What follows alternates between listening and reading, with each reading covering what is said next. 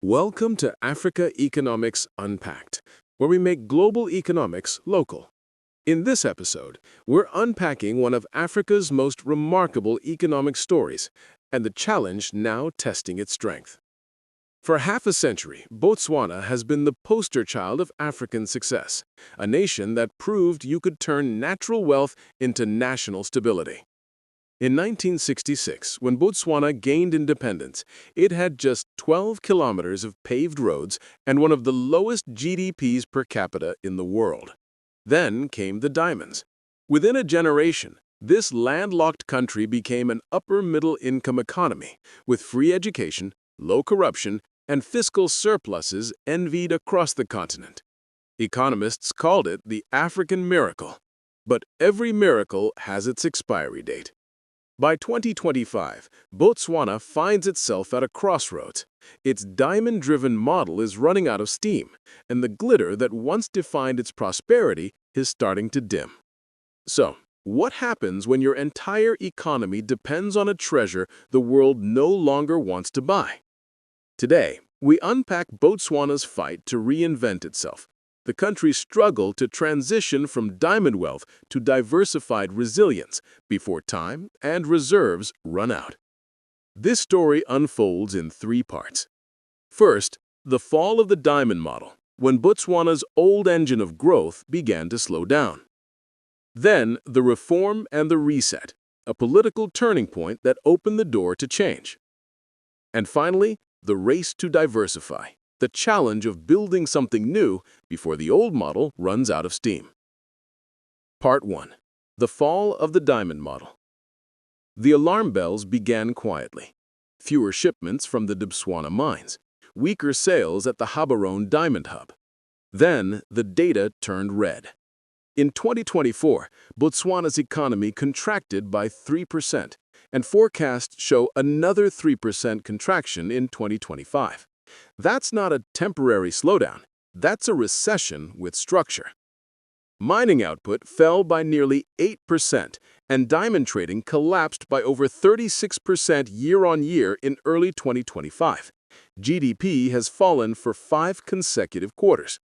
For a country where diamonds make up 90% of exports and most of government revenue, that's more than a slump, it's a wake-up call. The problem isn't just cyclical demand, it's global transformation. Consumers are shifting toward lab-grown diamonds, which are cheaper, ethically marketed, and visually identical to natural ones. What used to be luxury is now laboratory.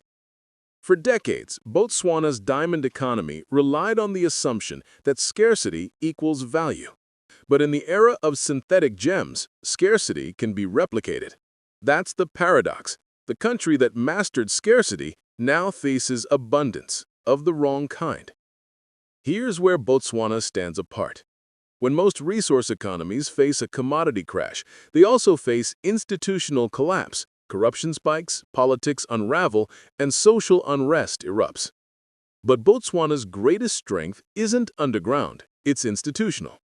The nation's Corruption Perception Index score of 57 places it 43rd in the world, above many European states, and its democratic institutions have remained stable for 60 decades. That's not luck, that's design. Botswana has a long tradition of prudent fiscal policy and consensus-based governance, meaning even in crisis, the country retains the capacity to act rationally. This stability is its firewall. It means that while the economy trembles, the state itself remains capable of planning, reforming, and executing long-term change. So, unlike many other commodity economies that fall from boom to bust, Botswana still has something priceless: trust. And in finance, trust is a currency. But even trust can't balance a budget forever. For decades, Botswana was a model of thrift. Public debt hovered around 18% of GDP, and the Pula Fund, its sovereign wealth fund, served as a safety net built from diamond revenues. Today, that fund is being drawn down fast. Foreign reserves stand at just $3.5 billion, enough to cover a few months of imports, while government debt has nearly doubled. In September 2025, S&P Global Ratings downgraded Botswana's credit rating to BBB with a negative outlook. It's still investment grade, but the message is unmistakable. The markets are watching. Investors are essentially saying, "You've been disciplined, now prove you can reform." The government still has room to borrow, but at rising costs. And the longer the adjustment drags on, the smaller the cushion becomes. This is the tightrope Botswana walks today. Spend to reform, but don't overspend to collapse. Part 2. The Reform and the Reset. For decades, Botswana's diamond wealth funded free education, healthcare, and infrastructure, but it also hid a structural weakness: growth without inclusion. Unemployment stands at 27.6%, staggering for an upper-middle-income country. Income inequality, with a Gini coefficient of 53.3, ranks among the 10 worst in the world.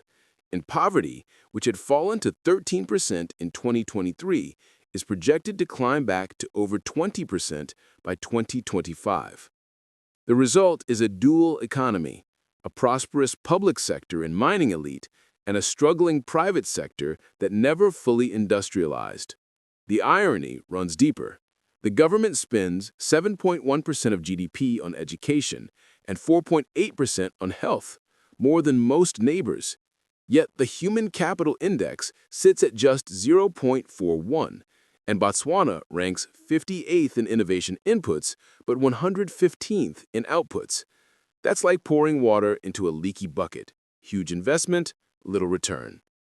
The real challenge isn't money, it's efficiency, translating investment into actual skills, innovation, and competitiveness. The diamond economy created wealth, but it didn't create the workers who could sustain it. Then came October 2024, a political earthquake. For the first time since independence, the Botswana Democratic Party lost power. The Umbrella for Democratic Change, a four-party coalition led by President Duma Boko, took office on a wave of public frustration. This was more than an election. It was a referendum on inequality. The voters demanded jobs, inclusion, and reform. The new administration inherits both opportunity and danger. Opportunity because it has the political mandate to break old taboos, from public wage reforms to privatization and restructuring state-owned enterprises. Danger because failure will be swift and visible. If the new government cannot create real jobs within 2 to 3 years, public patience will evaporate, and with it, investor confidence. But there's a window, a crisis-backed reform moment that comes once in a generation. Part 3. The Race to Diversify. The UDC government's core economic pivot can be summarized in one word: diversification. And not the abstract kind that fills policy papers. This time, it's targeted and measurable. The aim is to raise the contribution of small, medium, and micro enterprises, SMMEs, from a minor share to nearly half of GDP. In essence, shift power from diamonds to entrepreneurs. Why SMMEs?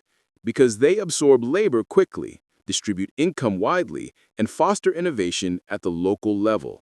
1,000 small firms can do what one diamond mine cannot: spread risk, empower citizens, and build resilience. To make that happen, Botswana plans sweeping reforms: a citizen economic empowerment law to ensure local participation in industries, easier access to finance and land, simplified business registration and tax codes, and digital transformation to bring small enterprises into formal value chains. But execution is the real test. Botswana's bureaucracy, efficient in collecting taxes, is notoriously slow in enabling business. The reform challenge is not drafting new policies, it's changing the culture of administration from control to empowerment. Still, this is Botswana's boldest experiment yet, turning its resource curse into a resource catalyst. Yet even perfect policy faces physical limits. Botswana is a semi-arid country, with droughts growing more frequent and severe. By 2040, it is expected to become one of the most water-stressed nations on Earth. Water scarcity isn't just an environmental concern, It's a macroeconomic constraint. Agriculture, manufacturing, tourism all depend on a resource that's running dry. To make matters worse, Botswana relies partly on water imports from South Africa, exposing it to geopolitical and supply risks. This environmental ceiling means that climate-resilient infrastructure, from desalination plants to renewable energy grids, is as crucial as fiscal reform. Without it, diversification efforts will hit a wall of drought and dependency. In short, you can't industrialize without water. Beyond climate, Botswana faces a competitiveness gap. Energy access remains patchy, transport costs are high, and digital infrastructure lags behind regional peers like South Africa or Mauritius. The IMD World Competitiveness Ranking places Botswana 87th globally, signaling progress but also significant inefficiency. If the SMME economy is to thrive, it needs cheaper power, faster internet, and easier trade logistics. Without those, even the best business reforms will struggle to attract private investment. Here lies the paradox of modern development.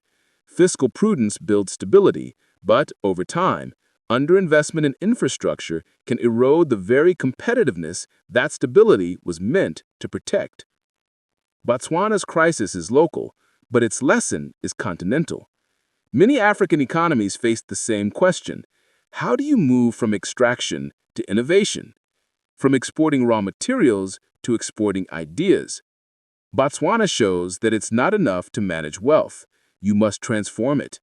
Institutional discipline alone can build savings, but without productivity, those savings shrink with every crisis. The real transformation lies in human capital, the skills, creativity, and entrepreneurial energy of citizens. It's not the diamonds that made Botswana exceptional, it's the systems that govern them. Now, those same systems must govern a far more complex, diversified economy. The stakes couldn't be higher.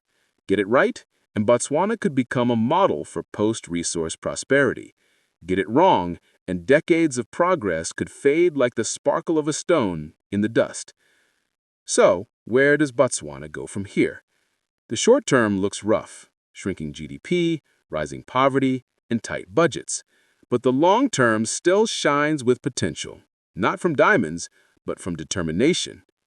The country still has what most others lack: institutional strength, financial credibility, and democratic continuity. These are the raw materials of modern prosperity. The next decade will decide whether Botswana remains a resource-dependent state or becomes a diversified, high-income economy under its Vision 2036 plan. And perhaps that's the deeper metaphor. A diamond's value comes from pressure. Botswana is under immense pressure, fiscal, political, and social. But that pressure could, once again, produce something rare. The world will be watching, not for how Botswana mines its next gem, but how it mines the potential of its people. You've been watching Africa Economics Unpacked, where we break down global economics through an African lens. If you found this story insightful, don't forget to like, subscribe, and share. It helps more people discover how global forces shape African futures. Until next time, stay curious, stay informed, and keep unpacking Africa's economy with us.